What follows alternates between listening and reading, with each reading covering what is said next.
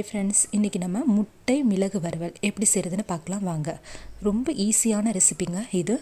First 2 வெள்ளைப்பூடு, 4 வத்தல், 1 spoon ஜீரகம், 1 ஸ்பூன் மிளகு எல்லாத்தையுமே தண்ணியில் ஒரு 10 நிமிஷம் ஊற வச்சிடணும். நான் இந்த மசாலா 8 முட்டைக்கு நான் ரெடி பண்ண போகிறேன். 8 முட்டையுமே நான் வேக வச்சு எடுத்துக்கிறேன். நம்ம 10 மினிட்ஸ் ஊற வச்சோம் இல்லையா, இப்போ நம்ம மிக்சியில் அரைச்சி இந்த பதத்தில் எடுத்துக்கணும்.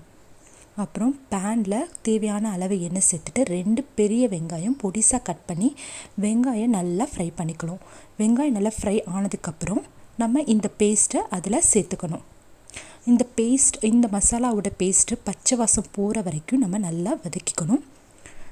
அதுக்கப்புறம் நம்ம வேக வச்ச முட்டையை இதில் சேர்த்துட்டு தேவையான அளவு உப்பை சேர்த்துட்டு நம்ம எடுத்துடணும். அவ்வளோதாங்க. இந்த முட்டை மசாலா அவ்வளோ டேஸ்ட்டாக இருக்கும். சாதத்துக்கு அட்டகாசமாக இருக்கும். எல்லாருக்குமே ரொம்ப பிடிக்கும். கண்டிப்பாக ட்ரை பண்ணி பாருங்கள். ரொம்ப ஈஸியான ரெசிபிங்க இது.